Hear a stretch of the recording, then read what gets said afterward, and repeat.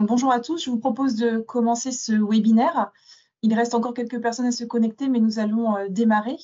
Donc, bienvenue à ce webinaire organisé par Bretagne Commerce International, dédié aux procédures de dédouanement et en particulier la procédure de dédouanement à domicile. Donc, je suis Cindy Le Guen, conseillère internationale sur le volet technique et réglementaire chez BCI. J'accompagne les entreprises qui ont un projet de développement à l'international sur des thématiques douane, logistique, financement, réglementation, pour leur donner les bons leviers tout au long de leur parcours, du démarrage jusqu'au déploiement opérationnel de leurs activités à l'international. L'idée, voilà, est de vous aider à optimiser vos opérations afin d'éviter de vous retrouver face à une multitude de déconvenues et de bien pouvoir appréhender la réglementation en vigueur pour pouvoir importer ou exporter des produits. Dans la continuité des sessions d'information que nous organisons, cette fois-ci, nous allons nous focaliser sur les différentes procédures de dédouanement qu'il existe afin de fluidifier vos opérations en douane. Votre activité peut vous amener à devoir importer ou exporter de la marchandise, mais savez-vous quelles sont les procédures de dédouanement? Il faut savoir que chaque sortie d'un territoire douanier et chaque entrée dans un territoire douanier donne lieu à des formalités douanières, ce qu'on appelle la douane export ou la douane import. Lorsque vous réalisez des opérations de commerce international, il va falloir faire des déclarations en douane. Donc, vous pouvez demander à avoir des autorisations spécifiques en les réalisant vous-même si vous disposez des compétences en interne ou la sous-traiter par un représentant en douane enregistré, un RDE. Donc, un rappel aujourd'hui va être fait sur la procédure de droit commun avant d'étudier la pertinence et la faisabilité de mettre en place une procédure de dédouanement à domicile de type PDD ou dédouanement centralisé national, le DCN. Donc, dans ce cadre, j'ai souhaité faire appel à Rodolphe Lucas, donc consultant en commerce international et ancien déclarant en douane. Il maîtrise parfaitement les procédures douanières à l'importation comme à l'exportation et a une excellente connaissance de l'administration des douanes. Donc, avant de lui laisser la parole, très rapidement, Bretagne Commerce International, un petit rappel sur qui sommes-nous. Nous sommes un dispositif d'accompagnement des entreprises à l'international, financé par la CCI Bretagne et la région Bretagne. Nous sommes une équipe répartie sur toute la Bretagne, avec une gamme de services pour vous accompagner sur la préparation de votre entreprise, mais aussi sur le déploiement de vos activités à l'international, du premier au dernier kilomètre. Vous aurez nos coordonnées sur la présentation. N'hésitez pas à nous solliciter pour toute demande à l'international. Nous restons à votre disposition. Enfin, un point d'actualité, nous organisons tous les ans l'Open de l'international. Donc cette année, il aura lieu le lundi 1er juillet au couvent des Jacobins à Rennes. Donc c'est une journée riche en informations pour booster votre développement à l'international.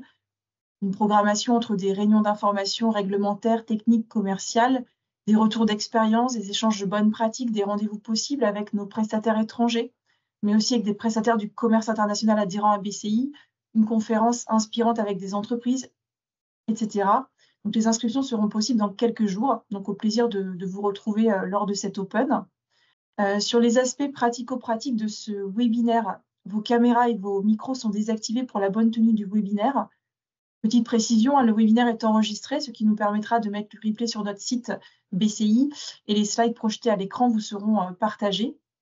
Vous avez la possibilité de nous adresser vos questions par écrit sur le chat QR en haut de votre écran. On vous proposera un temps de questions sur la fin de chaque sous-partie et à la toute fin si le temps le permet. Si vous n'accédez pas à ce module QR, vous pouvez envoyer un mail à ma collègue Christine Martinet qui nous partagera vos questions. Avant la fin de cette réunion, nous vous demanderons de remplir un court sondage, 3 questions, c'est rapide, pour avoir votre feedback. Et aussi, n'hésitez pas à nous remonter toute thématique que vous aimeriez que l'on développe lors de prochaines réunions d'information. Je vous remercie pour votre présence ce matin. J'en ai fini pour l'introduction de cette session et je vais laisser Rodolphe entrer dans le vif du sujet. Merci à toi, Rodolphe, et je te laisse la parole. Merci, Cindy. Alors, bonjour, messieurs, dames. Je me présente rapidement. Donc, je suis Rodolphe Lucas. Je suis consultant en commerce international avec une expertise en douane.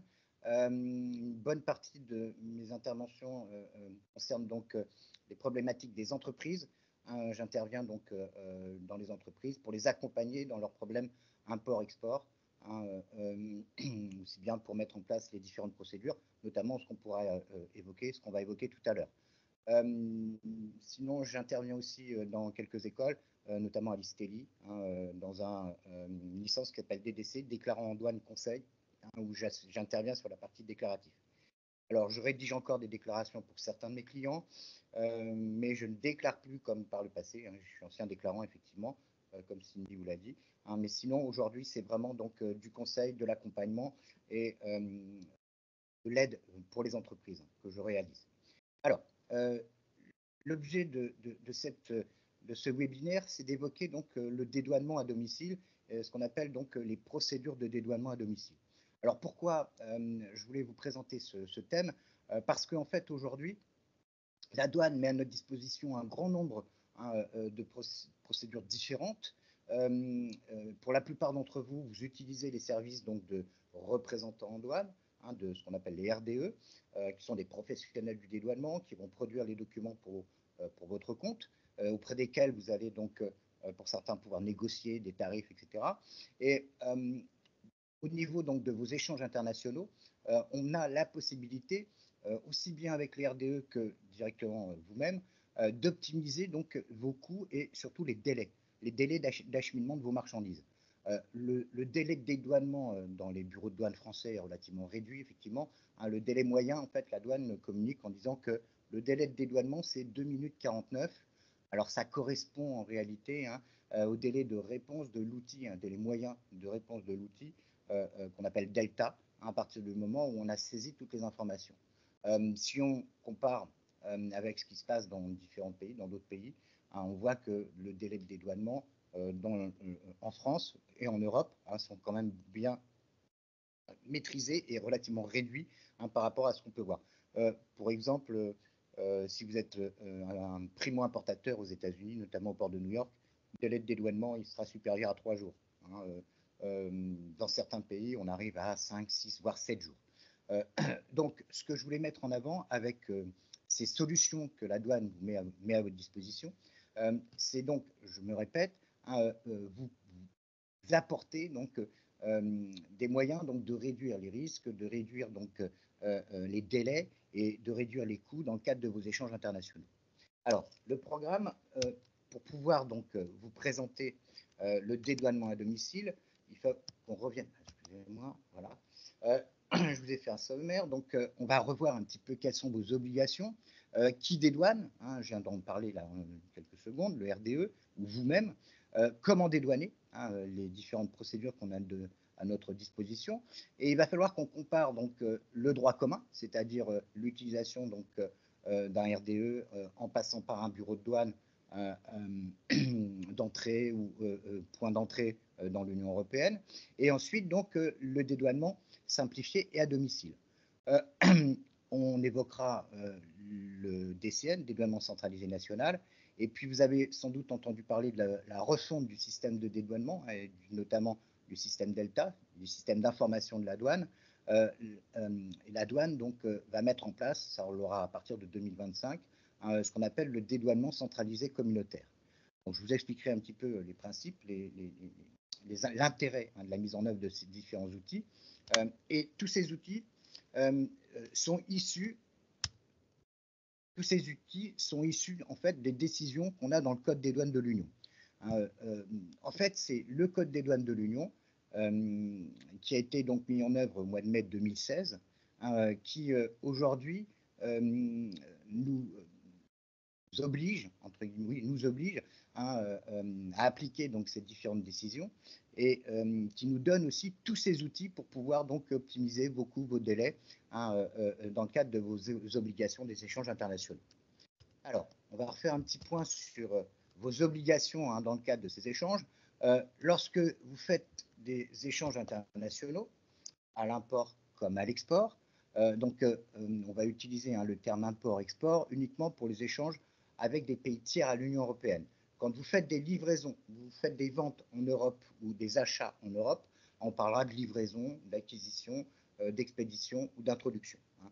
Les termes import-export, je les réserve et on les réserve donc aux échanges uniquement avec les pays tiers. Donc ça, ça concerne, hein, tout ce qu'on va voir maintenant, ça ne va concerner uniquement, hein, vos échanges pays tiers. Donc, quand vous avez des échanges avec les pays tiers, il y a une entrée ou une sortie du territoire douanier de l'Union. Vous avez 3 obligations, hein, qui sont les obligations douanières et fiscales, une obligation statistique et les obligations réglementaires. Alors, comment vous allez pouvoir satisfaire ces différentes obligations? Eh bien, par le biais de déclarations en douane, hein, c'est-à-dire qu'on va accomplir des formalités de douane avec des modalités qui seront différentes suivant donc les autorisations que vous aurez pu obtenir. Dans le cadre donc de ces échanges, dans le cadre de ces échanges, donc un petit rappel donc sur vos obligations à l'exportation. Quand vous faites une vente à un client qui se trouve en dehors de l'Union, ou même quand vous faites des ventes donc à des clients européens, dès que vous vendez un produit et que le produit sort de France, vous le vendez hors TVA, hors taxe. Donc là, quand on va sortir de l'Union européenne, vous allez aussi vendre vos produits hors taxe. La vente hors taxe, eh bien, vous devez la justifier. Comment on justifie cette vente hors taxe avec notre code des douanes de l'Union? Eh bien, en apportant la preuve que les marchandises sortent bien de l'Union. Donc pour ce, eh bien, on va déposer une déclaration et dans le cadre de cette déclaration, eh bien, vous devrez obtenir donc, de votre RDE, ou si vous faites les formalités vous-même, vous devrez obtenir un document, une déclaration en douane, qui indique que les marchandises sont bien sorties de l'Union européenne. On retrouve des mentions sur vos déclarations. La mention que vous allez retrouver, c'est la mission, certains la connaissent, c'est la mention ECS, Export Control System Sortie. Dès que vous avez cette mention, eh bien, vous, sur la déclaration, dans le cadre d'un contrôle de l'administration, eh bien, vous pourrez vous justifier de l'exonération de TVA. Je rappelle que dans les échanges internationaux, cette obligation amène certaines entreprises à se retrouver un peu en difficulté parce qu'elles ont des difficultés à récupérer leur justificatif d'exo de TVA. L'intérêt de ce qu'on va avoir, eh bien, ça va être en partie de récupérer ces documents. Deuxième obligation, obligation statistique à l'export, eh bien, c'est la douane qui élabore les stats du commerce extérieur.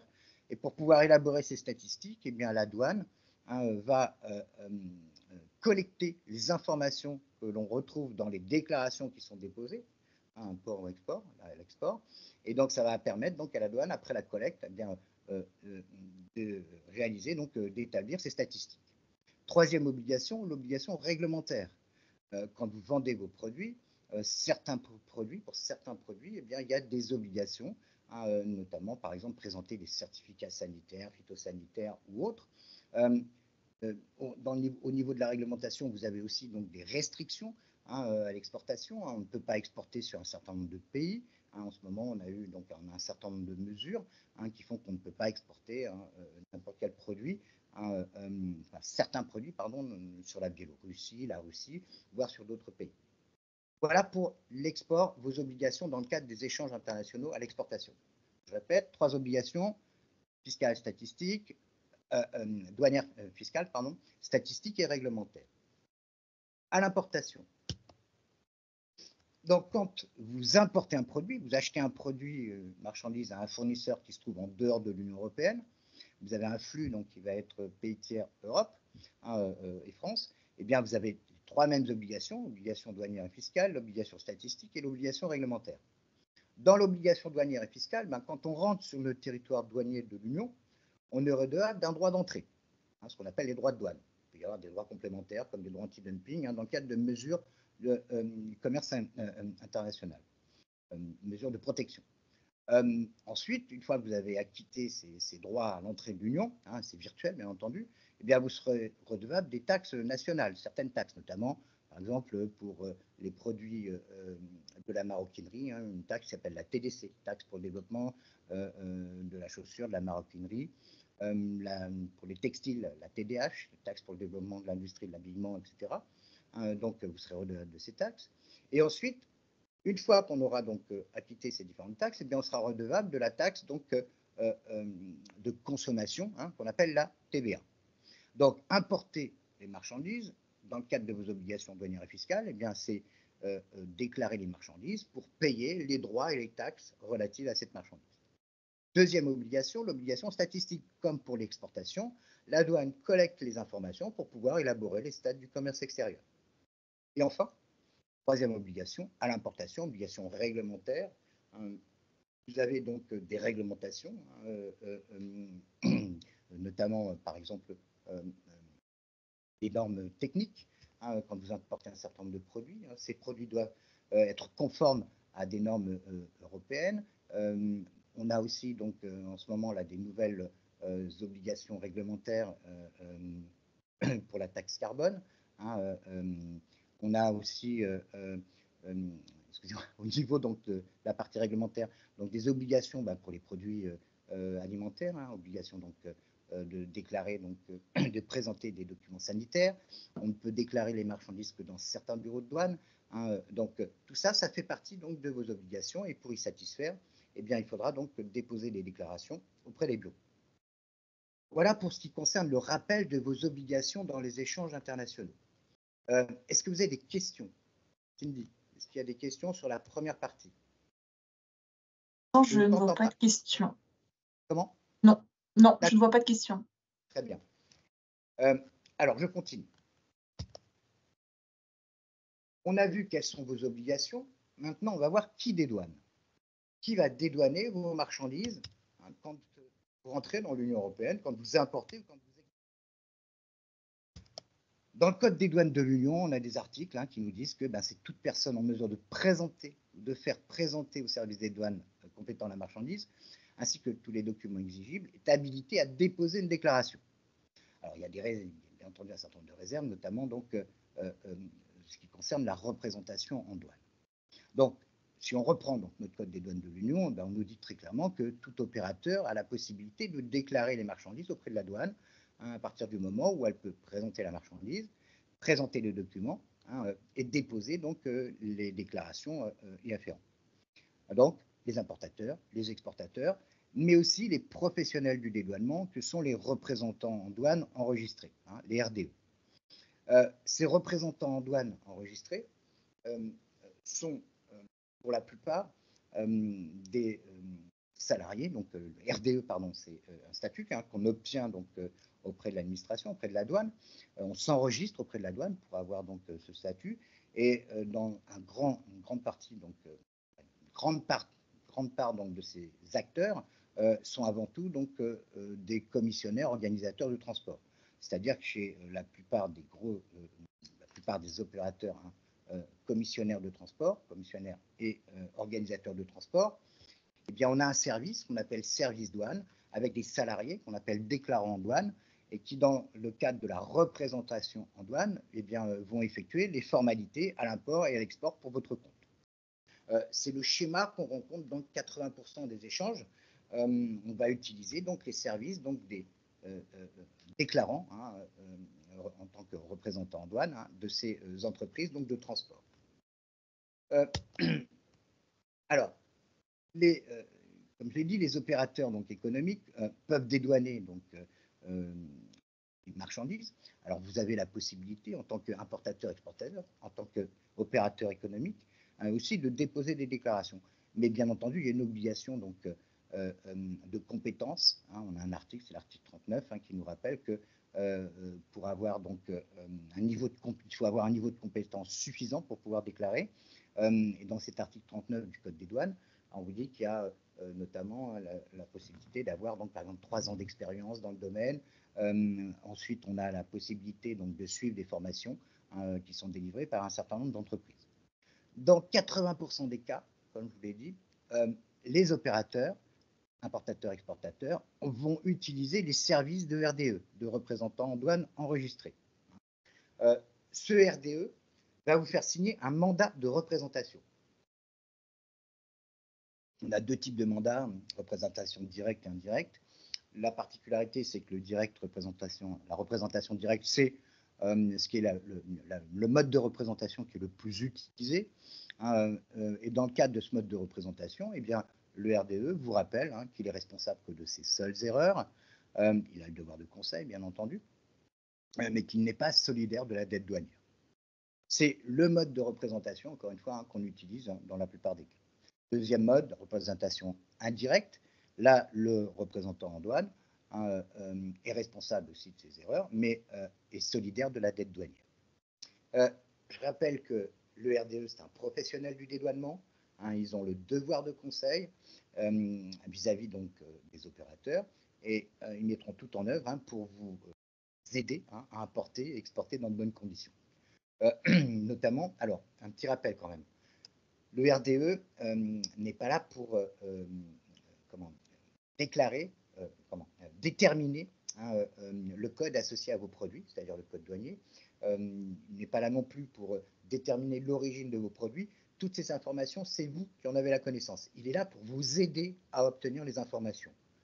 Le RDE, il a, par exemple, pour le code douanier, déterminer le code douanier, c'est une double compétence. La première, c'est la compétence, donc l'aspect technique sur le produit, donc la compétence de l'entreprise. La deuxième compétence, c'est bien entendu celle du déclarant, qui lui maîtrise les règles de l'interprétation du tarif, etc. Donc, il sera là pour vous aider. Si sur vos documents, on n'a pas l'information du code douanier, eh bien, le représentant en douane va vous poser un certain nombre de questions et va vous aider donc à déterminer ce code. Alors, j'insiste un petit peu là-dessus, sur cet aspect, parce que dans beaucoup de cas, les importateurs-exportateurs eh bien, pensent que c'est le RDE qui doit faire déterminer donc, ces éléments. Je rappelle que si le déclarant ne maîtrise pas l'aspect technique de votre produit, bien entendu, vous doutez bien qu'il aura des difficultés à déterminer le code associé à vos produits. Même chose pour l'origine. Déterminer l'origine d'un produit, eh bien, il y a des règles et le RDE, le déclarant chez le RDE, pourra vous communiquer et vous aider à déterminer donc, cette origine, mais en tout état de cause, ce sera l'information, en fait, c'est vous qui la détenez en tant qu'importateur-exportateur, du moins qui devez théoriquement la détenir ou obtenir auprès donc, des fournisseurs précédents. Voilà pour ce qui Et Rodolphe, excuse-moi, je te coupe, mais si la société a fait une demande auprès des douanes, ce qu'on appelle le RTC, l'enseignement tarifaire contraignant, pour fiabiliser son code douanier, elle doit informer le RDE. Oui, alors, c'est intéressant ce que tu dis. Donc, la particularité du RTC, du renseignement tarifaire contraignant, c'est que c'est nominatif. Il est contraignant aussi bien pour la douane que pour l'importateur-exportateur. C'est-à-dire que si vous demandez donc, à la douane de vous aider donc, au classement, à déterminer le classement d'un de vos produits, la douane va vous répondre, va vous délivrer donc, ce renseignement tarifaire, ce RTC, et l'obligation qu'on a, c'est donc de la communiquer au RDE, au représentant en douane, parce que le numéro du RTC doit apparaître dans la déclaration. Donc, vous faites votre demande, vous obtenez vous avez des difficultés à déclarer vos produits, enfin, déterminer le code associé à vos produits. Vous demandez à la douane donc, de valider le classement avec le dépôt d'un RTC. La douane vous répond et quand vous aurez obtenu ce RTC, vous devrez communiquer au représentant en douane pour qu'il, lorsqu'il dédouane, il l'indique dans la déclaration. Et quel que soit le RDE, on va le voir tout à l'heure, quand suivant les flux et suivant les incoterms, du moins les contrats, la négociation que vous avez effectuée donc avec votre fournisseur, par exemple, eh bien, les marchandises vont arriver chez un transporteur qui ne sera peut-être pas le vôtre. Et dans ce cas-là, eh bien, très souvent, eh bien, le transporteur en question va vous proposer ses services pour déclarer les marchandises.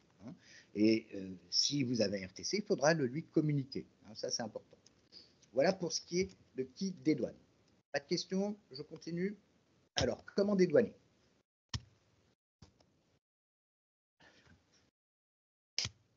Ah si, il y a une petite question qui vient d'arriver, Rodolphe. Oui, j'écoute. Si le RDE fait une erreur, sur le X, alors que les infos ont été données clairement, est-ce qu'il est responsable en cas de contrôle? Est-ce qu'il devra payer l'amende si le X est mal fait? Alors déjà, à l'exportation, si votre RDE indique des informations qui sont donc différentes des éléments que vous lui avez communiqués, il est bien entendu responsable.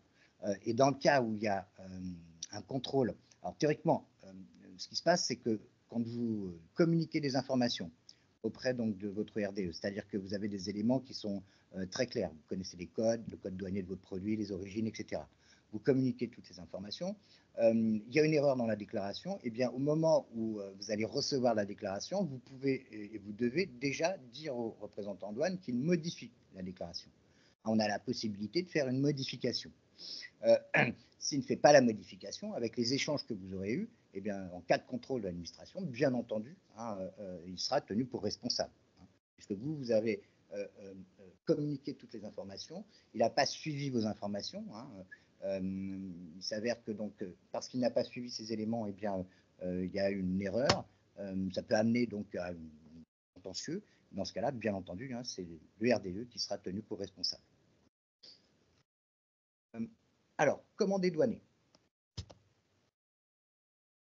Donc, tout à l'heure, je vous ai dit, quand on importe des marchandises ou quand on exporte des marchandises, on doit donc déposer des déclarations.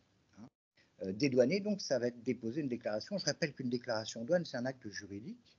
Et cette déclaration, il va falloir donc l'établir avec les outils que la douane met à nos dispositions, c'est-à-dire on a un service de télédéclaration.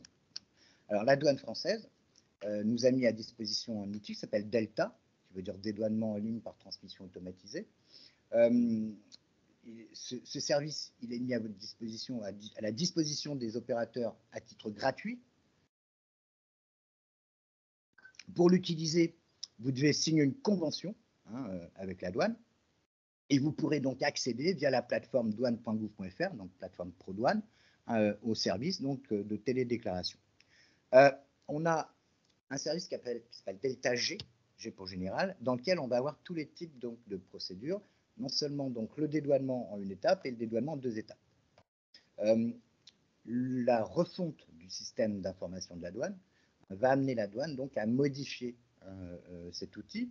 Il s'appellera toujours Delta, mais on l'appellera donc Delta IE, import-export. On verra par la suite, de toute façon, je pense qu'il y aura des webinaires. Il y en a déjà eu qui présentaient donc la refonte du système et qui vous expliquaient que bien, la déclaration telle que vous la connaissez va être supprimée au titre donc, de documents avec donc, des informations qui seront sous forme de données. Alors, cette déclaration douane, je répète, quand vous arrivez donc, sur le territoire douanier de l'Union, en France, eh bien, pour pouvoir disposer de nos marchandises, on doit les déclarer auprès de la douane. Quand vous voyagez, quand vous revenez d'un voyage, vous arrivez à l'aéroport par exemple, eh bien, vous allez pousser votre caddie avec vos bagages, et si vous avez des choses à déclarer, vous allez les déclarer auprès de la douane. C'est la même chose avec votre marchandise. Quand la marchandise arrive donc, dans un point d'entrée, dans un bureau France, bureau de douane d'entrée en France, eh bien, on va déposer une déclaration. On peut aussi déposer des déclarations quand les marchandises sont importées dans un autre État membre, mais on a des formalités complémentaires à accomplir. Là, on va parler de flux donc avec les pays tiers, marchandises qui viennent d'un pays tiers et qui rentrent sur le territoire douanier de l'Union via la France, directement. Donc, je répète, téléservice s'appelle Delta. Ce téléservice, vous pouvez y accéder donc en déposant auprès de la douane donc, une demande et ensuite la douane vous fera signer une convention pour pouvoir utiliser le service donc, de dédouanement Delta. Alors, on a deux types dans les procédures, deux possibilités donc, de dédouanement. On a le dédouanement qu'on appelle donc dédouanement donc déclaration standard, qu'on appelait aussi donc procédure de dédouanement dite de droit commun ou au bureau.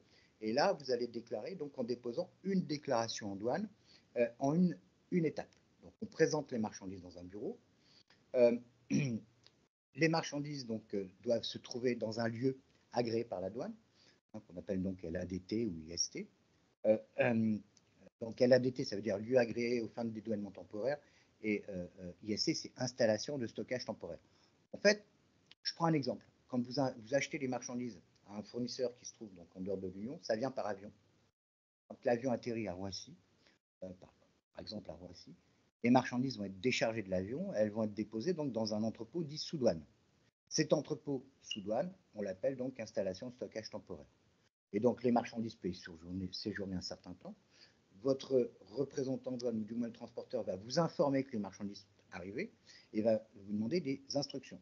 Et il aura la possibilité, donc suivant vos instructions, de dédouaner, donc de déposer une déclaration en une étape, dédouanement en une étape. C'est pour cette raison que sur vos déclarations en douane, vous regarderez, vous avez donc les sigles qui dépendent des flux, IM pour import, EX pour l'export. On a aussi les sigles EU pour les échanges avec les pays de la UE, la Suisse, la Grande-Bretagne, ou CO pour les échanges avec les départements d'outre-mer. Et ensuite, vous avez une lettre. Alors, par exemple, tout à l'heure, Cindy parlait de l'EXA. Eh bien, quand vous avez la lettre A, c'est parce qu'on est dans le cadre d'une déclaration, d'un dédouanement en une étape. Si vous retrouvez la lettre C, eh bien, c'est parce qu'on est dans le cadre d'un dédouanement en deux étapes. Donc, une étape, déclaration standard, droit commun, la déclaration est déposée donc, par un RDE, elle peut être déposée par un importateur hein, ou un exportateur, s'il a l'autorisation, bien entendu. Et la particularité, c'est que donc, pour différencier donc, les dédouanements, une étape ou deux étapes, on a une indication avec la lettre qui se trouve sur votre déclaration. Hein. EXA, une étape, EXC, deux étapes. Pardon. Ça, c'est le dédouanement, donc une étape. C'est le dédouanement qui est utilisé par un grand nombre d'opérateurs, notamment par les RDE, et ça va permettre, donc, notamment dans le cadre d'un dédouanement donc, sec, c'est-à-dire une importation, un conteneur complet, par exemple, hein, qui arrive dans un port, eh bien, dans le cadre de cette déclaration, cette procédure, hein, on dépose une déclaration en une étape, et une fois qu'on a donc engagé donc, les cautions sur les droits, les taxes, etc., eh bien, vous pourrez disposer de vos marchandises, on pourra faire libérer les marchandises hein, et les livrer. Pour le dédouanement,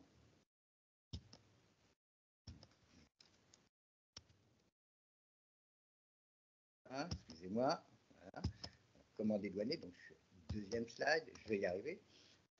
Dédouanement donc en deux étapes, donc là on va avoir une déclaration dite simplifiée, hein, et on déposera ensuite en fin de mois un document qui s'appelle déclaration complémentaire globale. Alors, ce dédouanement en deux étapes, il est surtout utilisé, ce que je n'ai pas dit tout à l'heure, c'est que le dédouanement en une étape, il est plutôt utilisé par le droit commun, dédouanement en droit commun, c'est-à-dire par les représentants en douane. Le dédouanement en deux étapes, il sera plutôt utilisé, c'est ce qu'on avait l'habitude de faire, d'utiliser dans le cadre donc, des procédures de dédouanement à domicile. C'est-à-dire qu'on est donc sur un dédouanement en deux étapes, on fait une déclaration simplifiée et en fin de mois, on va pouvoir donc déposer cette déclaration complémentaire globale. Alors, ces autorisations-là de dédouanement en deux étapes, eh bien, vous en aurez l'autorisation hein, suite à un audit hein, ou une autorisation. On devra présenter donc les marchandises dans un bureau. Et on fera donc, comme je vous le disais tout à l'heure, cette fameuse déclaration simplifiée qui va s'appeler C, hein, EXC ou IMC, et on régule donc en fin de mois. Alors, dans le cadre du dédouanement, donc deux étapes, on aura, si vous le faites par vous-même, hein, une convention qui sera signée avec la douane, convention Delta. Pour l'export, il n'y a plus de besoin d'agréer les locaux. Hein. Par contre, à l'import, on aura l'obligation donc d'avoir une autorisation d'agrément hein, des locaux. Avec le même système tout à l'heure, j'importe un produit, dans le cadre du deux étapes, eh bien, je décharge les marchandises dans le locaux, je présente au bureau de douane, je dépose une déclaration simplifiée et ensuite, en fin de mois, je déclare donc, je rédige la déclaration complémentaire globale. Ce système, encore une fois, était surtout utilisé, hein, deux étapes, dans le cadre donc, des procédures de dédouanement à domicile. Le but, c'était d'aller assez rapidement. On l'utilise aussi hein, dans le cadre, donc, notamment donc, les intégrateurs avec Delta X, hein, le système de dédouanement donc, des expressistes, hein, ou un système un peu identique. Donc, je répète, comme on dédouane, eh bien, on a deux solutions. Possibilité de dédouanement en une étape ou de dédouanement en deux étapes. Je continue. Alors là, je vais vous présenter le droit commun. Alors, les procédures de dédouanement de droit commun, on appelle ça aussi le dédouanement au bureau. Hein. Le droit commun, c'est le dédouanement utilisé par la plupart des représentants en douane et qui fait que le représentant en douane, eh bien, préalablement, doit faire un certain nombre donc, de démarches auprès de l'administration. Si demain, vous voulez dédouaner, vous aussi, dans le cadre du droit commun, eh bien, être proche d'un bureau de douane, etc. Donc, un importateur-exportateur utilisera très rarement ces procédures. Dans le cadre donc, de ce dédouanement dit de droit commun, le RDE doit communiquer donc va vous communiquer à vous ses tarifs, ses conditions, donc les conditions générales de vente. Il aura donc obtenu de la douane des autorisations. Il aura des locaux qui seront agréés hein, pour pouvoir déposer les marchandises donc en attente de dédouanement, le fameux IST. Et ensuite, vous, en tant qu'importateur-exportateur, si vous appeler à ses services, si vous lui demandez donc dédouaner pour votre compte, eh bien, il vous donnera donc ses tarifs, ses conditions générales de vente. Il pourra donc faire les formalités de douane. Il y aura donc des frais. Il va bien entendu facturer donc les frais pour rédiger les déclarations. Il pourrait y avoir aussi donc pour le stockage des marchandises. En général, on est des franchises, mais au bout d'un certain temps, il peut y avoir des frais. Et ce RDE, le représentant en douane, vous demandera de signer un mandat de représentation. Donc, je répète, le dédouanement de droit commun, préalablement, donc avant donc, de pouvoir dédouaner pour votre compte, le RDE, lui, il a fait des demandes d'autorisation auprès de la douane, etc. Une fois donc qu'il a son activité, s'il dédouane pour votre compte, eh bien, il y aura un certain nombre de choses à faire. Puis, vous allez négocier des tarifs, il y aura donc différents frais, vous allez signer un mandat de représentation, et ensuite, eh bien, vous allez lui transmettre vos instructions et l'alias documentaire. Donc, toutes ces informations, il faut donc l'anticiper pour que le dédouanement soit fluidifié. Donc, vous, en tant qu'opérateur, importateur ou exportateur, dans les instructions, vous allez transmettre quoi? L'alias documentaire, les différents documents qui accompagnent la marchandise.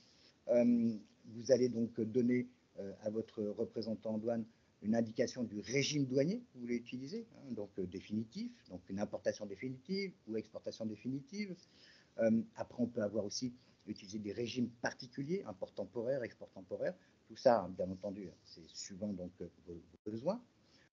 Vous allez communiquer donc les coordonnées donc, de l'opérateur, votre numéro, vos numéros donc de ERI, donc un primo importateur ou exportateur devra obtenir donc sur le site de la douane un numéro d'opérateur économique qui s'appelle EORI, économique opérateur registré identification. Vous pouvez en faire la demande donc via le site de la douane sur l'application Soprano. À l'importation, vous devrez communiquer aussi donc à votre RDE ou RDE qui va s'occuper de dédouaner vos marchandises, votre numéro de TVA. Pourquoi? Parce que depuis le 1er janvier 2022, quand on importe des produits, on va auto-liquider la TVA. C'est-à-dire que vous n'aurez plus à payer la TVA à réception. Vous devrez aussi communiquer tous les éléments sur votre produit, sur la transaction. Donc, confirmer les informations sur les codes douaniers, les origines, la valeur, les devises, l'incoterm. Donc, toutes ces infos, je répète, quand on dédouane à l'import, ce qui se passe, c'est que vous importez un produit, eh bien, vous avez un RDE qui va vous informer de l'arrivée des marchandises et il va vous demander donc quelles sont vos instructions. Si vous demandez de dédouaner, eh bien, il y aura tout ce qu'on vient de voir à l'instant, c'est-à-dire qu'on va négocier donc des tarifs, ou du moins, il va vous présenter ces tarifs, et ensuite, eh bien, il vous demandera donc les instructions et les différents documents. Donc, je répète, ça prend un certain temps. Il faut anticiper tout ça, encore une fois, pour pouvoir fluidifier. Entendu, quand vous importez un produit, vous avez un suivi qui est fait, mais ça dépend aussi de l'incoterm qui a été utilisé. Tout dépend de la transaction. Je continue. Dans la procédure de droit commun, c'est l'import, oui, c'est ça. Donc, dans la procédure de droit commun, je répète, en procédure normale, donc on a les deux procédures possibles, mais ça, c'est le RDE qui met ça en place, soit il dédouane en normal, soit en simplifié, donc en 2 étapes. On a l'obligation, donc, à l'import, de présenter les marchandises au bureau de douane dont dépend le représentant en douane. Ces marchandises, on pourra les présenter pendant les heures d'ouverture des bureaux de douane. Dans le cadre donc de dédouanement une étape, une fois que vous aurez communiqué toutes les informations, le RDE, donc lui, va prendre en charge la marchandise et va établir et déposer la déclaration donc, auprès du bureau dont il dépend. Il va attendre que le système donc, lui délivre le statut bon à enlever pour pouvoir disposer des marchandises. Et puis, il va vous facturer les frais, donc formalités, différents frais, les droits de douane, les différentes taxes. Et par contre, la TVA, on l'a dit, elle sera auto-liquidée. Je vous rappelle que le RDE, il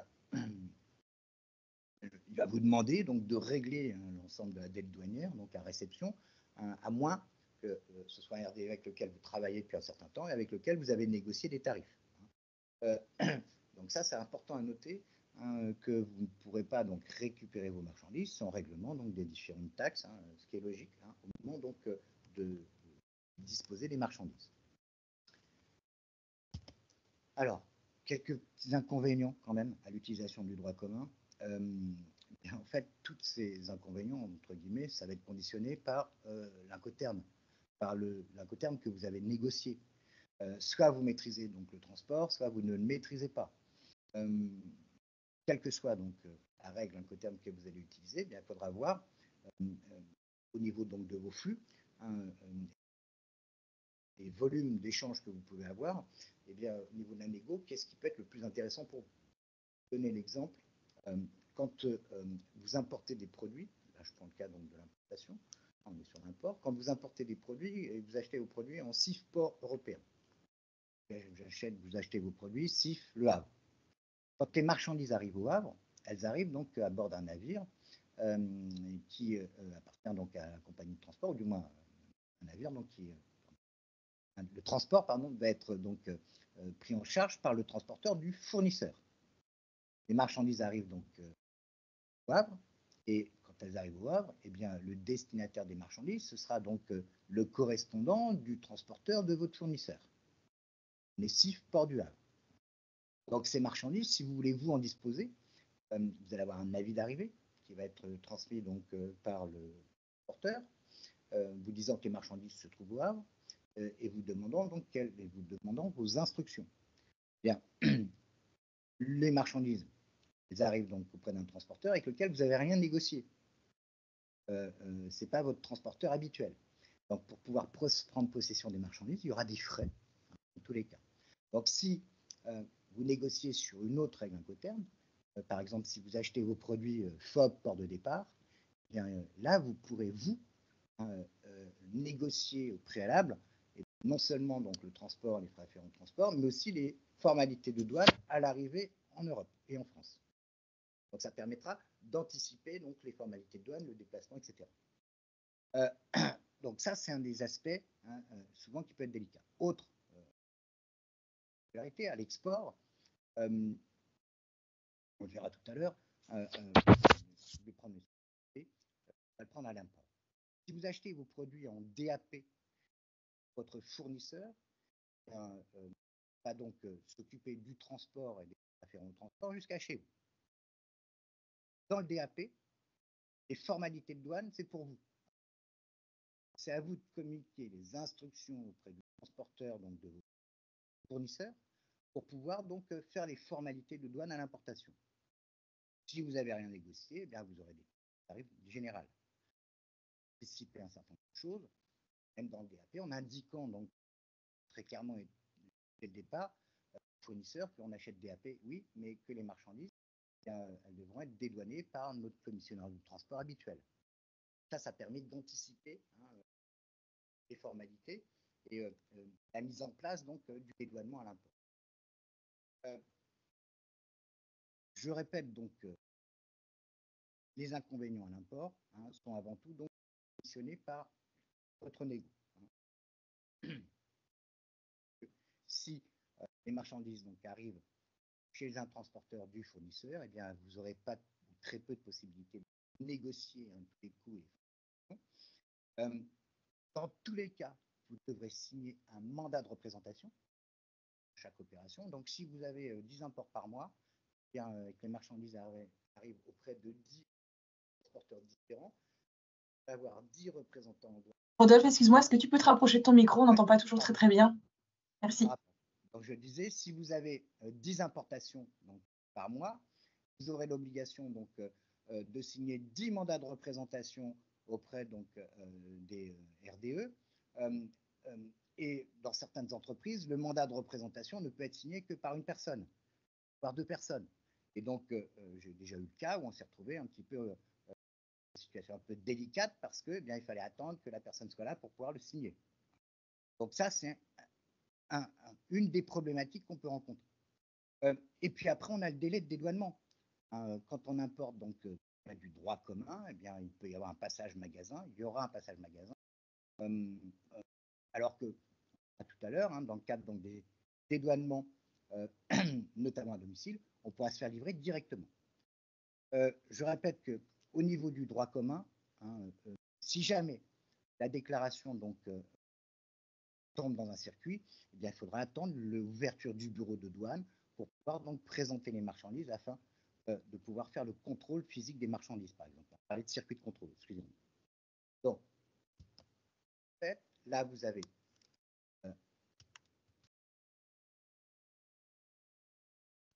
là.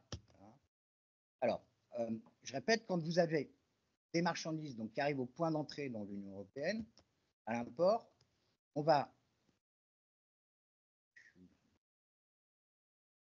allez donc, le transporteur va donc acheminer les marchandises jusqu'au point d'entrée dans l'Union.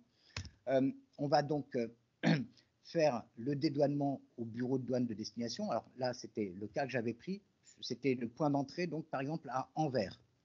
Le transporteur va donc acheminer les marchandises sous un régime douanier, un régime de transit, jusque dans ses entrepôts. Donc là, il va y avoir un stop and go pour pouvoir faire les formalités. Les marchandises arrivent. Donc là, je suis ici. On voit le point ou pas? Donc, je vais mettre ça, le laser. Voilà. Oui. Là, vous êtes donc à Anvers, par exemple. Les marchandises, on va les amener. La société se trouve donc, je sais pas, à Rennes, par exemple. Et on va ramener les marchandises donc jusque chez le représentant en douane qui se trouve donc dans la région de Rennes. On va pouvoir dédouaner les marchandises, donc décharger les marchandises dans un entrepôt qui appartient au RDE ou au transporteur. Et là, il va pouvoir faire les formalités de douane. Alors, pour faire les formalités, on l'a vu, on utilise le système de dédouanement Delta. Une fois qu'on a obtenu de la douane donc le bon à enlever, on pourra disposer des marchandises et on pourra vous livrer les marchandises par la suite. Donc, dans le cas donc, du droit commun, les marchandises, on les amène dans un entrepôt qui appartient à un transporteur, on les décharge dans l'entrepôt en question. On va donc, si jamais il y a une visite de la douane, attendre les heures d'ouverture du bureau pour pouvoir présenter les marchandises pour la visite. Et ensuite, on pourra donc, après avoir obtenu donc, le bon à enlever dans le système, eh bien, on pourra donc procéder à la livraison. Ce que je veux mettre en avant, c'est que dans le cadre du droit commun, on a cet aspect de présentation dans un bureau, opération donc de manutention et après livraison. Alors, on pourra l'avoir aussi, on verra tout à l'heure, dans certains cas de PDD, mais notamment dans le cadre du groupage. Quand vous avez du groupage et que vous avez une procédure de dédouanement à domicile, il y a effectivement un dégroupage à un endroit ou à un autre. Je continue. À l'export. Alors, à l'exportation, les problématiques que l'on rencontre, elles sont encore une fois liées à l'Incoterm. Mais je répète et je rappelle que lorsque vous vendez un produit à un client qui se trouve en dehors de l'Union, eh bien, pour vous justifier de l'exo, on doit apporter la preuve de la sortie de la communauté. Comment on va apporter cette preuve? Eh bien, par la présentation du document d'accompagnement export au point de sortie de l'Union, un document qui sera donc visé par les douanes du point de sortie.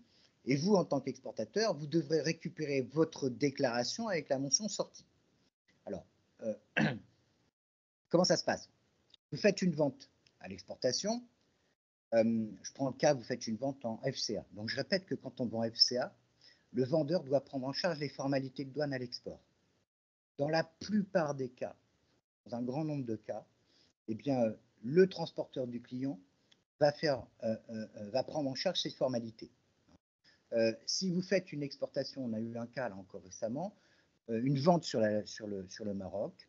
Dans le cadre de cette vente, on est une FCA, donc entreprise du vendeur. Le transporteur s'est présenté donc, pour enlever les marchandises. On avait donné instruction à ce que les formalités de douane soient faites auprès d'un transporteur, un RDE en France. Et il s'est avéré que le chauffeur a pris les marchandises et il est descendu directement jusqu'en Espagne.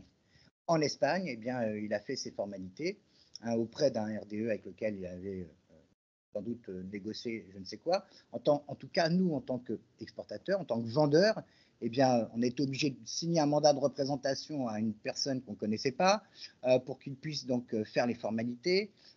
Ensuite, il a fallu donc dans le cadre donc, des échanges intracom, intégrer dans le MEBI la transaction 71 pour le quasi-export. Enfin voilà, ça demande à l'exportateur de faire des démarches conséquentes. Et puis là, c'est dans le cas où on s'est aperçu de la situation, mais regardez pour la plupart d'entre vous, hein, pour la plupart des entreprises, les difficultés que vous rencontrez, c'est surtout de récupérer vos EX, vos déclarations, avec la bonne mention.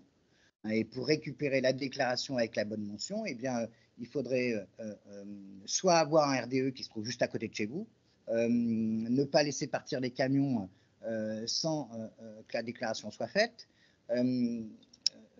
On devra aussi, donc, je reviens sur l'export dans le droit commun, on doit présenter les marchandises au bureau. Alors, on a de plus en plus d'autorisations de la douane pour pouvoir faire les formalités et faire partir les marchandises depuis l'exportateur. Mais dans la plupart des cas, on est obligé de présenter au bureau. C'est-à-dire que vous faites de l'export, les marchandises, on les enlève chez vous, on les ramène chez un RDE, on fait la douane à cet endroit, et ensuite, donc, on va pouvoir faire sortir les marchandises de l'Union. Donc, ça demande, donc, au niveau du flux physique, eh bien, parfois des stop and go. Donc, droit commun, c'est l'utilisation des RDE, qui est un professionnel du dédouanement, ça, il n'y a pas de souci, mais qui, parce qu'il y a des négociations qui ont été faites donc, au niveau de votre contrat de vente, eh bien, va se retrouver dans une situation où il fera ses formalités parce qu'elles sont obligatoires, bien entendu, et dans des situations qui, parfois, peuvent vous amener, vous, à avoir donc, des difficultés pour récupérer vos documents. Donc, je répète, la problématique qu'on rencontre, hein, surtout au niveau donc, du droit commun à l'export, eh bien, c'est de pouvoir récupérer facilement nos déclarations parce que dans un grand nombre des cas, on ne maîtrise pas. Si vous faites une vente avec un incoterm FOB, par exemple, ou CIF, là, il n'y a aucun souci, c'est votre transporteur qui est représentant en douane, hein, ou du moins qui utilise les services d'un représentant en douane, qui va faire les formalités. Et c'est auprès de ce transporteur, il va vous facturer les formalités, vous aurez pu les négocier, et lui, eh bien, vous pourrez plus facilement récupérer vos justificatifs. Dans le cas où on est sur des incoterms plutôt en F, alors Exforge, c'est l'incoterm qui est donc le plus dangereux hein, au niveau donc, du risque douanier fiscal, parce que là, on n'a aucune maîtrise, bien entendu.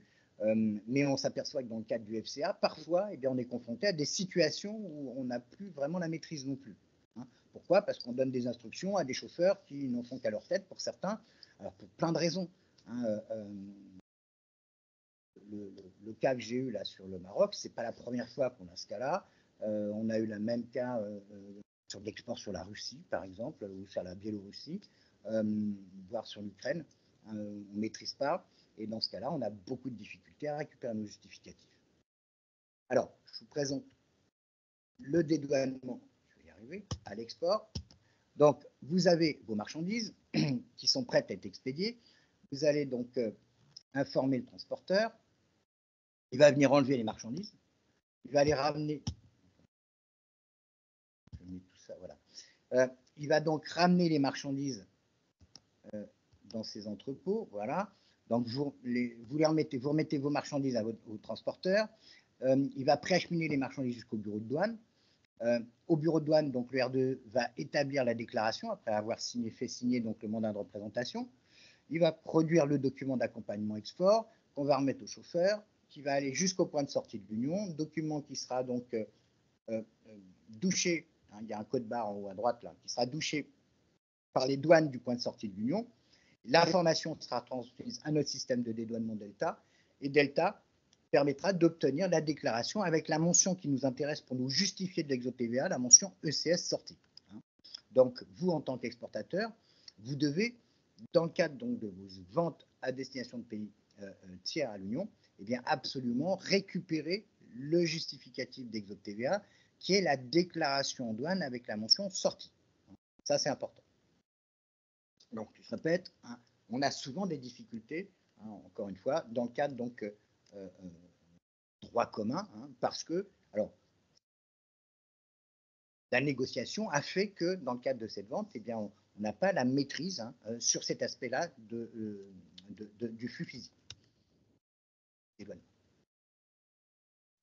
est-ce qu'on a des questions sur la partie droit commun? Alors, on a une question. Sommes-nous dans l'obligation de signer le modèle de mandat du RDE? Pouvons-nous imposer le nôtre? Existe-t-il des modèles? Il existe des modèles, mais vous pouvez, dans la plupart des cas, le RDE va vous envoyer son mandat. Si vous y apportez des modifications, eh bien, ils vont regarder. Et la modification qu'on retrouve très souvent, c'est qu'on indique mandat de représentation indirecte plutôt que direct. Hein, parce qu'il y a cette notion donc, de responsabilité et surtout donc, dans le cas de la représentation directe, hein, le représentant en douane n'est pas solidaire de la dette douanière, alors qu'il est solidaire de la dette douanière dans le cadre donc, de la représentation indirecte.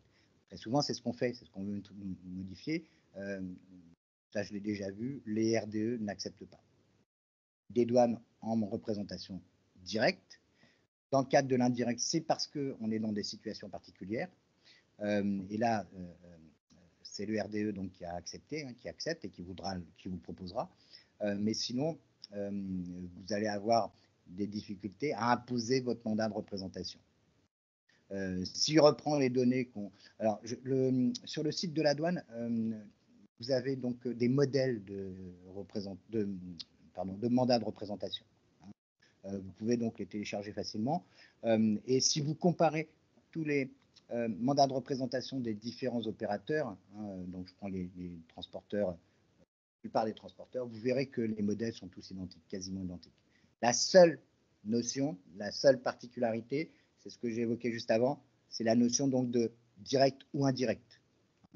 Mais je vous ai dit, hein, plus de 80% des échanges et des déclarations sont faites dans le cadre de la représentation directe. C'est bon? Oui, merci Rodolphe. Alors, le dédouanement simplifié. Voilà. Alors, ce dédouanement simplifié, c'est on appelait ça procédure simplifiée de dédouanement, PSD. C'est un mode de dédouanement qui est destiné aux importateurs-exportateurs, mais qui peut être aussi utilisé par des représentants en douane. Hein. C'est accessible, dans le Code des douanes de l'Union, on vous dit très bien que c'est accessible aux représentants en douane. Ces procédures dites simplifiées, souvent, elles vont être utilisées dans le cadre donc, de flux particuliers. Alors, quand vous avez des flux réguliers d'un type de produit ou deux types de produits, et notamment à l'export.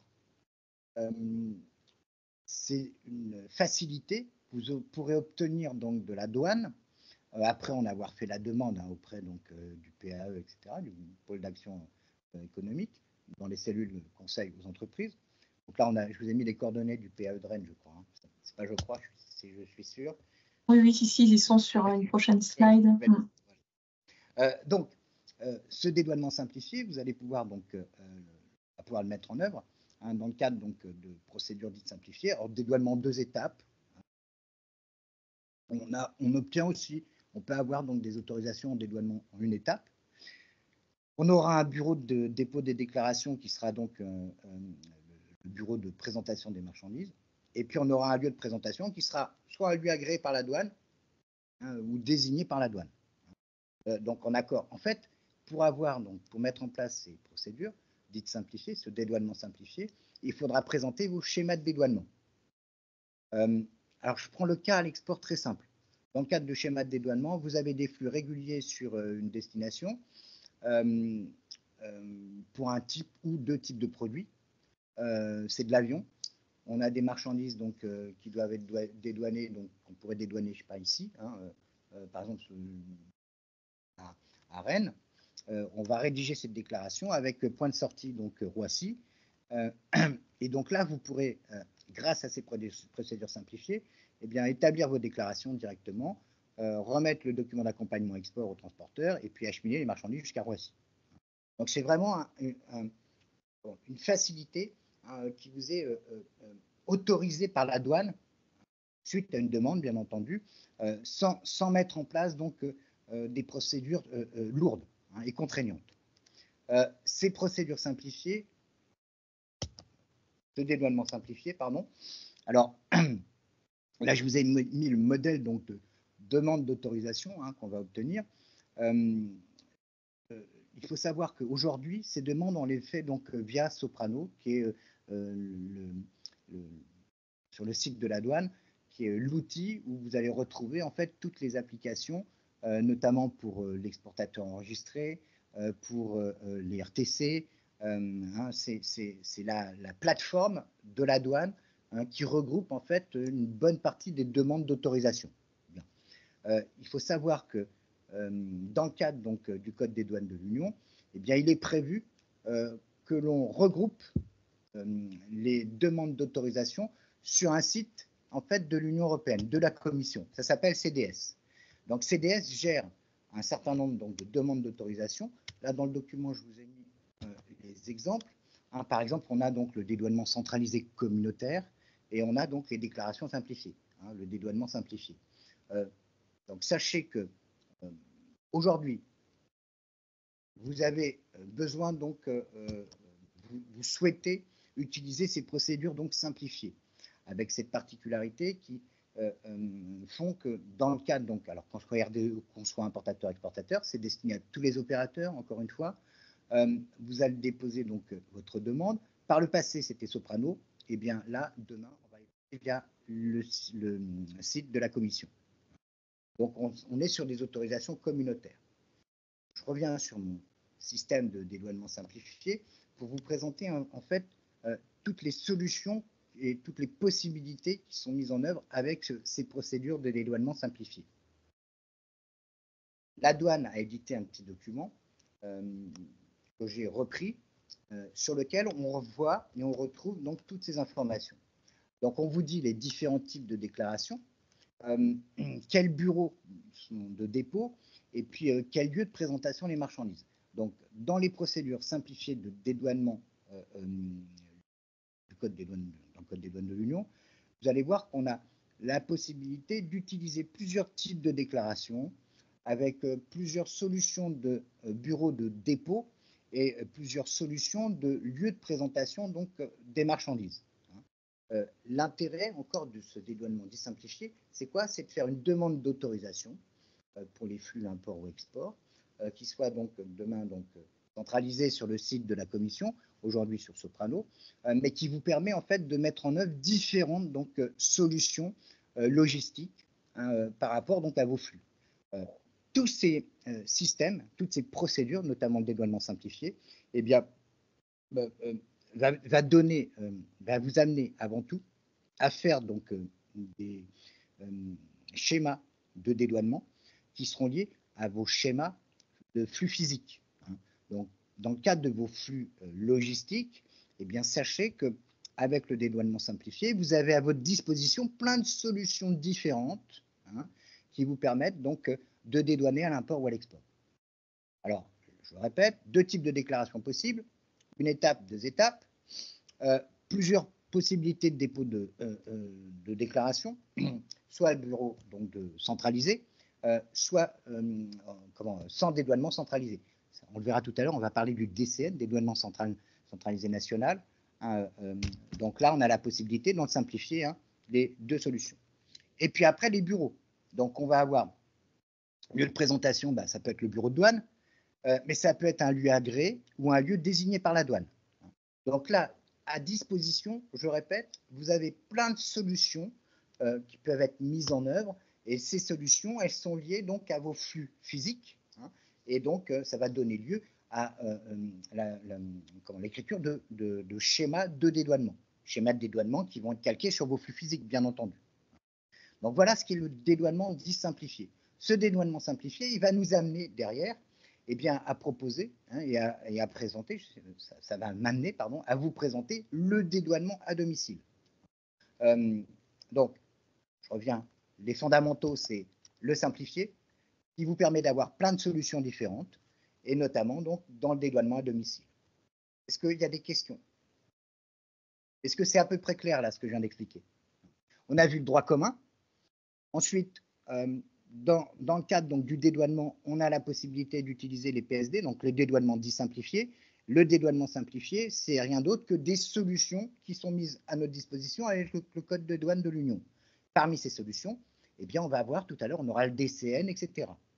Ces autorisations, hein, on les obtient, donc on les obtenait par le passé via Soprano, eh bien, on va les obtenir demain via CDS, c'est-à-dire le site de l'Union, de la communauté. OK?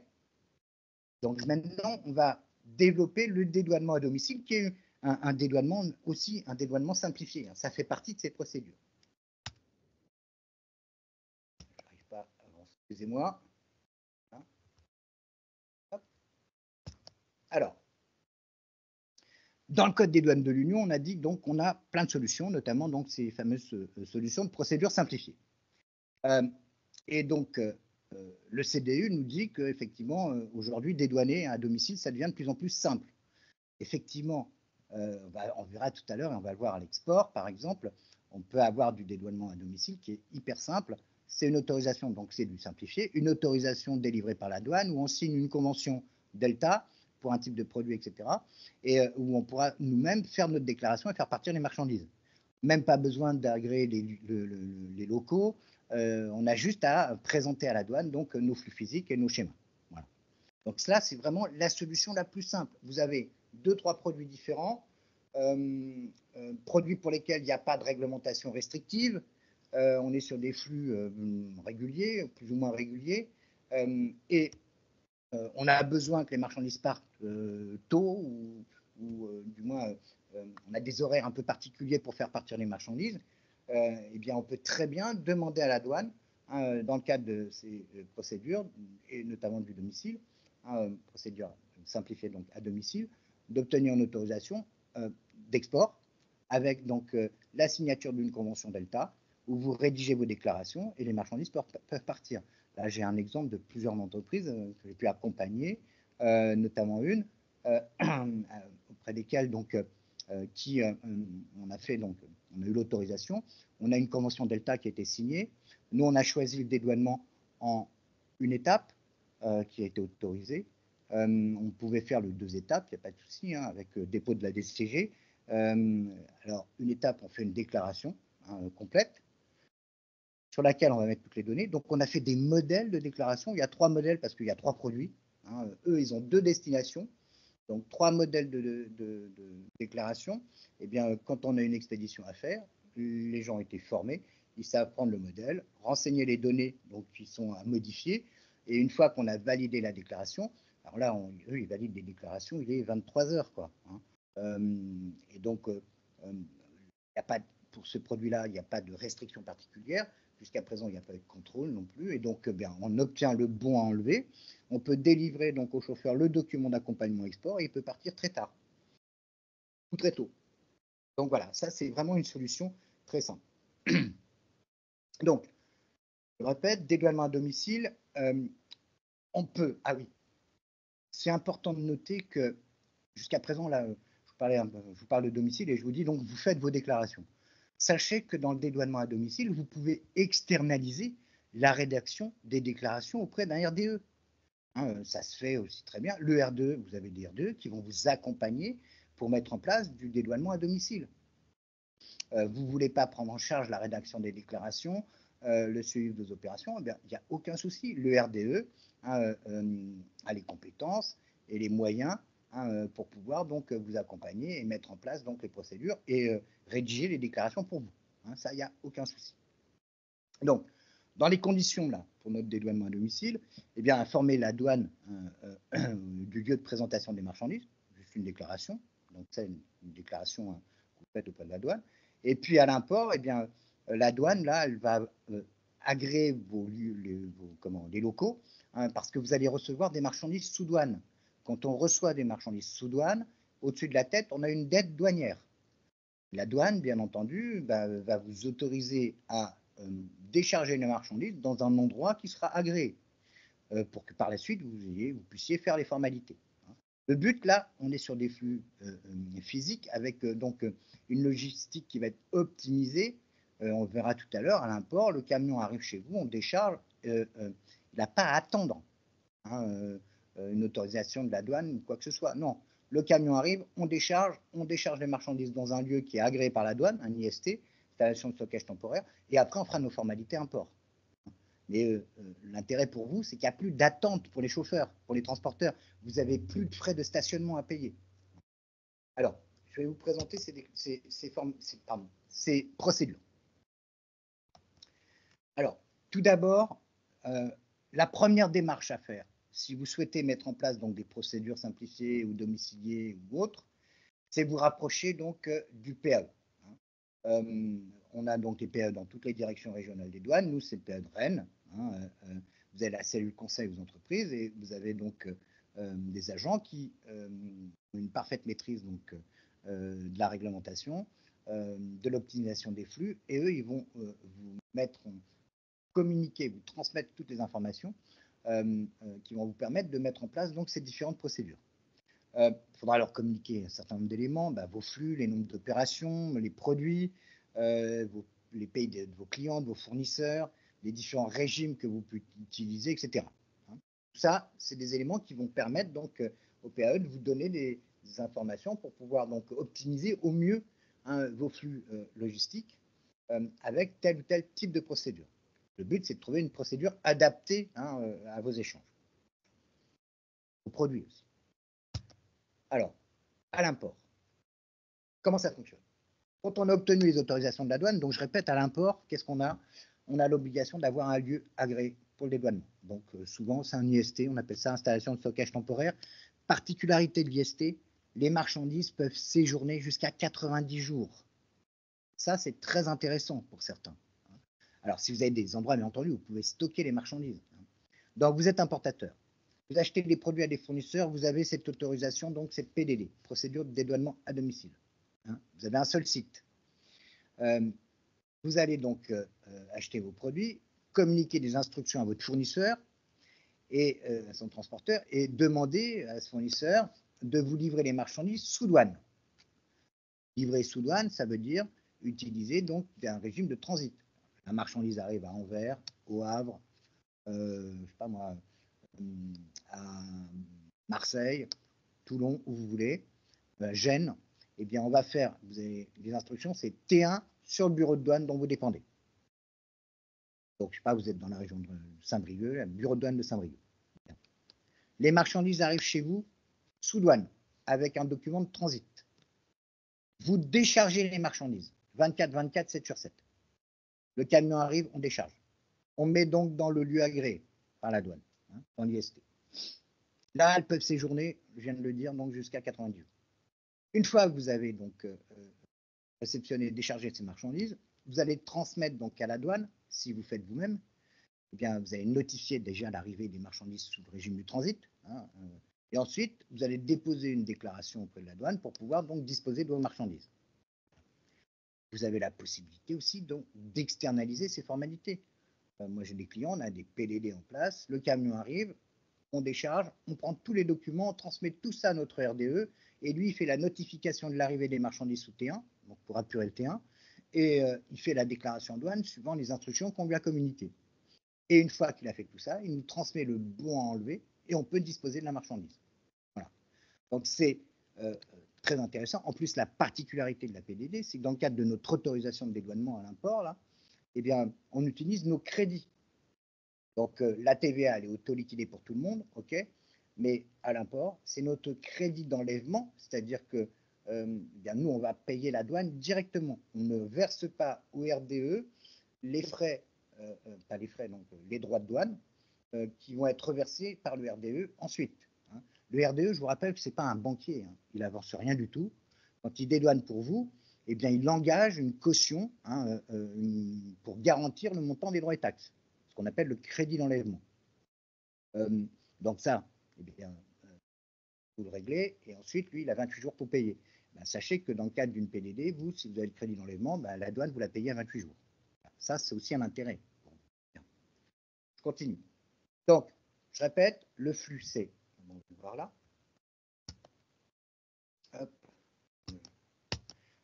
Je mets tout parce que... Alors, la différence avec ce qu'on a vu tout à l'heure. Ah, j'étais trop vite. Les marchandises donc arrivent dans un point d'entrée dans l'Union. On donne l'instruction donc de nous livrer les marchandises sous douane. on décharge les marchandises, on est déjà arrivé chez vous là, hein, on décharge les marchandises. La différence avec le précédent, c'est que l'entrepôt, eh bien, c'est le lieu, votre lieu, donc vos entrepôts, hein, alors que tout à l'heure, eh bien, le destinataire, il se retrouvait donc, il se retrouvait là, c'est-à-dire que l'entrepôt, il était là. Alors que dans le cas, on est en train de voir là, c'est-à-dire dans le cas d'une PDD, les marchandises donc arrivent d'un point d'entrée dans l'Union, elles sont livrées sous douane, on les décharge chez vous. Et après, on fait les formalités. Donc là, on peut décharger 24/24, 7 sur 7. On met ça. C'est moi. Donc 24/24, 7 sur 7. On a déchargé les marchandises. Deux solutions. J'ai externalisé, vous avez externalisé auprès d'un RDE, vous lui transmettez tous les documents et il va faire les formalités. Et dès qu'il aura obtenu le bon enlevé, vous pourrez disposer des marchandises. Deuxième solution, c'est vous qui faites les formalités, donc vous notifiez l'arrivée des marchandises sous douane pour apurer le terrain, et après vous déposez votre déclaration. Et on peut faire la déclaration en 2 étapes, donc dépôt d'une déclaration dite simplifiée, et en fin de mois, régule avec une déclaration complémentaire globale. Voilà, donc l'intérêt de l'utilisation de cette PDD, hein, vous l'avez compris, c'est que intérêt sur les flux physiques, hein, la marchandise arrive dans un point d'entrée T1, hop, on vous livre directement, c'est chez vous. Si jamais il y a du groupage, les marchandises arrivent dans un port, elles sont dégroupées chez un transporteur et elles vous seront relivrées ensuite sous T1 et vous pourrez faire vos formalités. Deuxième intérêt, on a parlé, c'est eh bien, si vous faites donc vous utilisez votre crédit dans les membres, bah, vous payez la douane à 28 jours. Vous avez un délai pour le paiement de vos droits. La TVA, elle est auto-liquidée donc depuis le 1er janvier 2022 et là on est tous au même niveau. L'autre chose, c'est que l'IST, l'installation de stockage temporaire, l'endroit où vous allez stocker vos marchandises, je l'ai dit tout à l'heure, vous pouvez conserver jusqu'à 90 jours hein, ces marchandises hein, dans cet endroit avant de déposer une déclaration. Donc ça vous permet des cas où on importe de grandes quantités de marchandises et on va les dédouaner au coup par coup. On n'est pas obligé toujours d'utiliser le régime particulier ou notamment le régime de l'entrepôt. Hein. On peut faire comme ça aussi. C'est une des solutions qui peut être autorisée. Voilà pour l'import. Est-ce qu'il y a des questions là sur la PDD à l'import? Il n'y a pas de questions pour l'instant. Il est 11h20. Ouais. Je laisse continuer. PDD à l'export. Donc, vous vendez en FCA. Je l'ai dit tout à l'heure, quand on vend en FCA, eh bien, on doit faire les formalités de douane.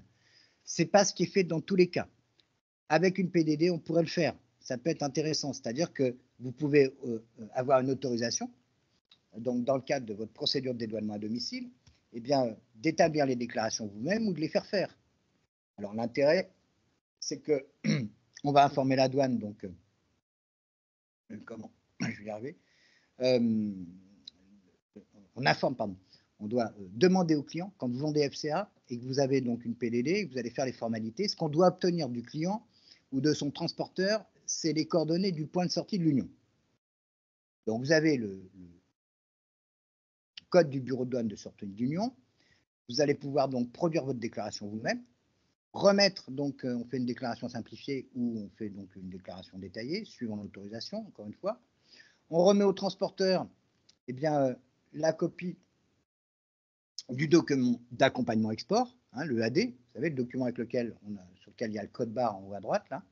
Ce document, il est remis au chauffeur, il va jusqu'au point de sortie de l'Union, il va pouvoir donc présenter les marchandises au point de sortie, rédiger, donc, va nous permettre donc d'obtenir en retour, je vais arriver, la déclaration avec la mention sortie. Hein, et en cas de contrôle, eh bien, vous aurez à disposition eh bien, d'abord l'accès à Delta et surtout l'accès aux déclarations hein, avec la mention sortie. Donc ça, c'est vraiment intéressant pour vous. Hein. On parlait du risque douanier fiscal tout à l'heure. Eh bien, dans ce cadre-là, c'est vous qui maîtrisez vos déclarations. Même si vous externalisez, eh bien, vous aurez toujours en fait un accès à la déclaration export.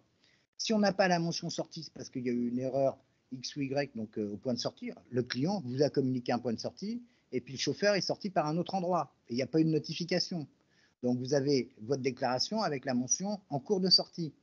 On peut très bien aller demander donc la modification du point de sortie. On peut aussi aller, vous avez une application qui s'appelle OBET, alors ça tout le monde peut y accéder, et dans cette application OBET, sur le site de la douane, vous pouvez avoir donc l'état de la déclaration, savoir si elle est sortie ou pas.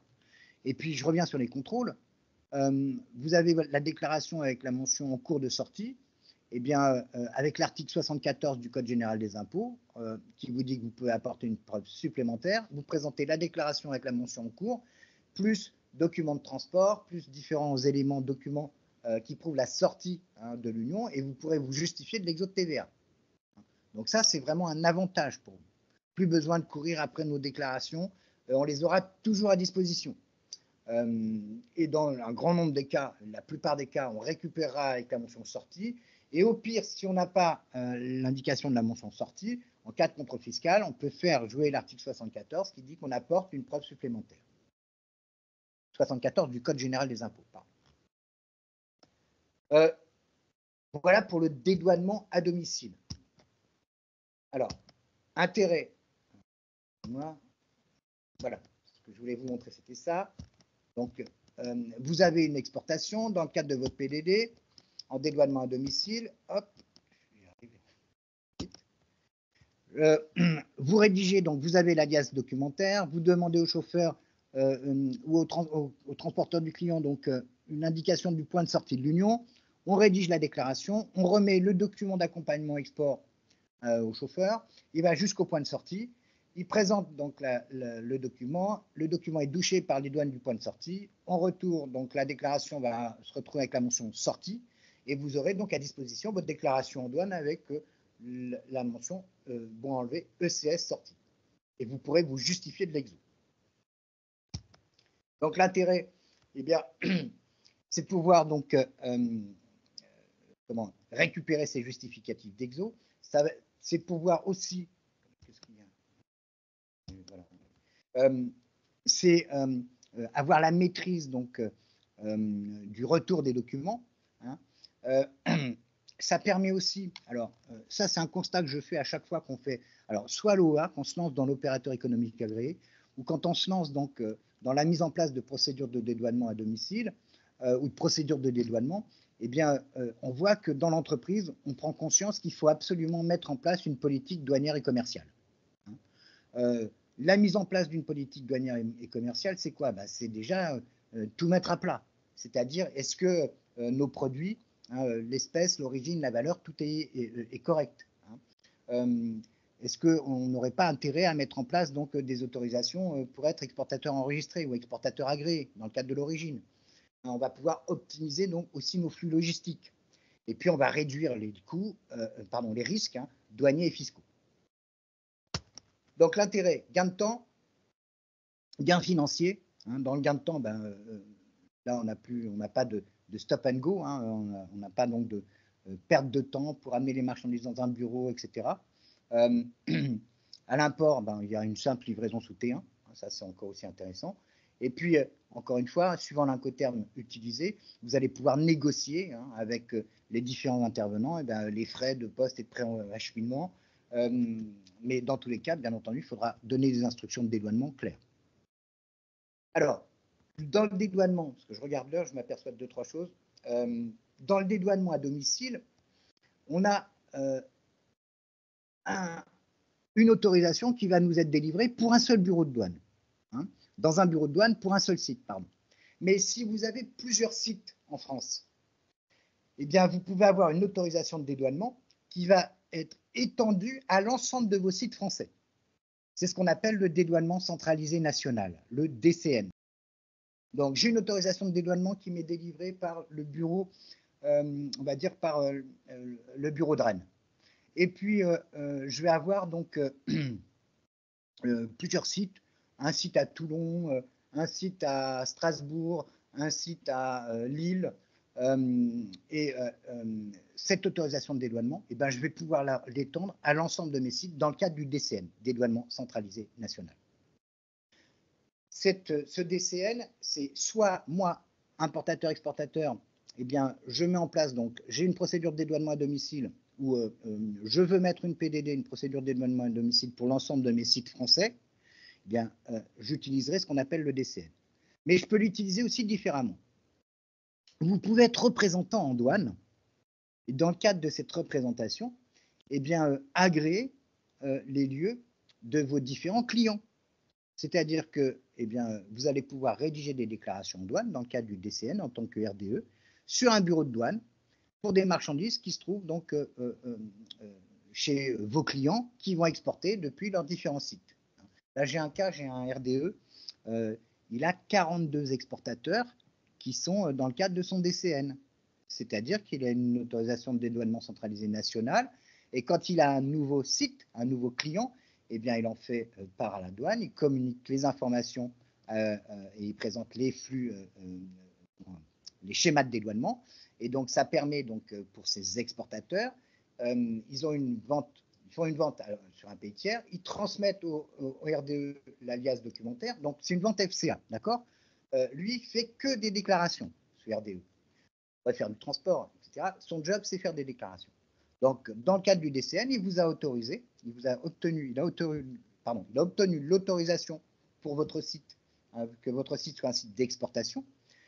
Vous lui transmettez donc l'alias documentaire, vous obtenez le point de sortie de la communauté, encore une fois, il va rédiger la déclaration, vous transmettre le document d'accompagnement export et les marchandises peuvent partir directement depuis chez vous, jusqu'au point de sortie. Le cas là, que j'ai là, sur le Maroc, mon FCA, l'usine, eh bien, la solution là avec ça, c'est du DCN qui est faite par RDE. Ce RDE, eh bien, il rédige la déclaration. Donc, nous, on lui transmet l'alias documentaire. On l'avertit, voilà, le camion arrive demain matin. Il peut préparer donc son dédouanement, sa déclaration. Quand le lendemain matin, le camion est là, on charge le camion. Une fois qu'on a chargé, parce que des fois, on s'est aperçu qu'on avait des problèmes donc, sur le volume de marchandises qui pouvait être chargé. Donc, on est obligé de retirer des colis sur les documents. Finalement, tout n'était pas parti. Donc, une fois qu'on a tout chargé, on lui confirme le colisage, il nous fait la déclaration, il nous envoie, donc il la valide, il nous envoie le document d'accompagnement export et on le remet au chauffeur. Et le chauffeur peut partir. Et nous, on récupère via son intermédiaire nos déclarations d'exportation. Tout est centralisé auprès de lui. Donc, DCN, dédouanement centralisé national, soit vous avez une PDD, ça vous permet donc de dédouaner sur l'ensemble de vos sites, ou alors vous êtes RDE, et dans ce cas-là, vous pouvez aussi obtenir l'autorisation pour exporter des marchandises de vos clients depuis leur site. Hein, c'est une solution qui est aussi très intéressante. Ça va pour tout le monde? Ouais? Pas de questions? Pas de questions. Dans le schéma, oui, je regarde. Dans le schéma, donc, je vous ai mis le schéma que j'ai obtenu sur le site de la douane, où on vous explique. On a un bureau de déclaration et puis différents bureaux de présentation des marchandises. C'est-à-dire que là, j'ai une entreprise qui se trouve donc en région parisienne, qui a des sites en région parisienne, plus en Normandie, dans le sud et dans le sud de la France. Eh bien, quand on exporte les marchandises depuis ces sites, eh bien, on fait les déclarations, c'est sur le bureau de douane de Gennevilliers en fait, on fait les déclarations à Gennevilliers et on envoie donc aux responsables logistiques des deux sites là, bien, les documents d'accompagnement export, ils remettent au chauffeur et après les marchandises peuvent partir. Donc ça, c'est l'intérêt du DCN, dédouanement centralisé national. C'est comme une procédure de dédouanement à domicile qu'on va étendre à l'ensemble de nos sites. PDD, un site en France. DCN, plusieurs sites en France. Là, je vous ai mis donc comment se déroule donc l'obtention donc de l'autorisation. Hein. Alors, on n'a pas besoin d'être opérateur économique agréé. Je continue et je vais clore avec donc le dédouanement centralisé communautaire qui est développé. Alors, avant, ça s'appelait la PDUC, procédure de dédouanement avec domiciliation unique communautaire. Quand je le dis avant, pour moi avant, c'est avant le code des douanes de l'Union. D'accord? Donc depuis le code des douanes de l'Union, ce qu'on appelait PDCU, procédure de dédouanement à domicile avec domiciliation unique communautaire, eh bien, c'est devenu dédouanement centralisé communautaire. Donc avant 2016, on avait déjà des procédures comme ça. C'est-à-dire qu'on a un bureau de déclaration avec des bureaux de présentation des marchandises qui seront en France ou dans d'autres pays de l'Union. Ça existe, ça a existé. Par contre, il y avait des difficultés, c'est-à-dire qu'en fait, on devait avoir des interlocuteurs qui parlaient donc les langues des différents pays. Et là, c'était parfois un peu délicat. Moi, j'en ai fait la bonne expérience avec des sites qui se trouvaient donc. J'ai un client, là, il avait des sites donc en Belgique, donc en France, en Belgique et en Italie. Et on avait des agents et des personnels qui parlaient tous le français. Donc, on a pu déposer notre demande d'autorisation de PDCU, PDUC, pardon, procédure de dédouanement avec domiciliation unique communautaire. On avait donc tout été géré par un bureau de douane français et on faisait nos déclarations. Et en fait, les marchandises, alors c'était que de l'export, on ne l'avait pas à l'import. Pourquoi? Parce qu'à l'époque, on n'avait pas encore l'autoliquidation de la TVA. Donc, ce système de dédouanement centralisé communautaire eh bien, ne peut fonctionner que si dans les pays de l'Union, eh bien, on a bien l'autoliquidation de la TVA. Hein. Par exemple, vous avez le DCC, dédouanement centralisé communautaire à l'import. Vous déposez une déclaration en France pour une marchandise qui arrive en Belgique et qui est livrée en Belgique. Hein, et donc, le dédouanement, c'est quoi? C'est des droits de douane et de la TVA. Donc, pour les droits de douane, c'est communautaire, il n'y a pas de souci, mais chaque État membre est souverain quant à sa fiscalité. C'est-à-dire que la TVA est différente dans les États membres. Donc là, avec le DCC, avec la Belgique, il n'y a pas de souci. Hein, on dépose une déclaration et de l'autre côté, eh bien, ils pourront auto-liquider leur TVA. La particularité du DCC, c'est que c'est réservé aux entreprises qui ont obtenu l'autorisation opérateur économique agréé douane. Donc, si vous avez les deux, c'est très bien. Mais il faut être au minimum OEA-C, hein, c'est-à-dire OEA douane, opérateur économique agréé douane. Donc, je répète, si on regarde un petit peu le système du dédouanement centralisé communautaire, ça va être lié à la refonte de nos systèmes d'information. J'ai une autorisation de dédouanement qui me permet donc de recevoir des marchandises sur différents sites français et européens. Et je dépose une déclaration dans un bureau de douane français pour des marchandises qui se trouvent dans ces différents sites. Et une fois que j'ai obtenu donc le bon enlevé, je peux libérer les marchandises. Donc, on peut disposer des marchandises dans les différents sites. Si jamais la douane française veut contrôler les marchandises, elle informe les agents du bureau de douane, je sais pas, espagnol par exemple, d'effectuer le contrôle dans l'entreprise de ces marchandises. Voilà. Voilà ce qui est donc DCC, dédouanement centralisé communautaire. C'est quand vous avez donc un site, vous dédouanez sur un site français et vous avez un site ou plusieurs sites français et européens. On réceptionne des marchandises dans les différents sites et on dépose les déclarations sur un même bureau de douane. OK? Voilà pour ce qui est donc du DCC. Donc l'intérêt, hein, sachez que le DCC, c'est lié aussi avec la refonte du système d'information de la douane. Donc attendez-vous à ce que ça puisse commencer à fonctionner un peu correctement. Je pense, moi, deuxième semestre 2024. Voilà pour donc nos procédures de dédouanement à domicile. J'étais un peu vite à la fin, excusez-moi, parce que je regardais l'heure. Est-ce qu'il y a des questions? Je ne vois pas de questions pour l'instant. Je pense qu'il va falloir gérer un petit peu tout ça. Oui, c'est un sujet très, très technique. Et moi, j'invite les participants à te renvoyer les questions, hein, si besoin. Et j'y apporterai, donc j'essaierai d'y apporter les réponses. OK? Il est 11h36, je ne vois pas de questions qui arrivent, donc je pense que c'est que tout a sans doute été très clair. Et puis, si ce n'est pas le cas, en effet, vous pouvez revenir vers nous avec vos interrogations. Je remercie tous les participants pour leur attention. Merci également, donc, Rodolphe, pour ta disponibilité, la qualité et la pertinence de ta présentation. Hein, sujet, en effet, très technique, mais avec beaucoup d'intérêt pour les entreprises pour qu'elles puissent fluidifier leurs opérations de commerce international. Donc, c'était important de bien planter le décor, bien comprendre quelles étaient les différentes procédures de dédouanement et les intérêts ensuite de mettre en place une procédure de dédouanement à domicile.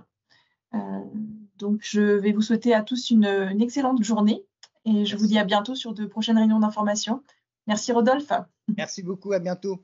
Au revoir. Au revoir.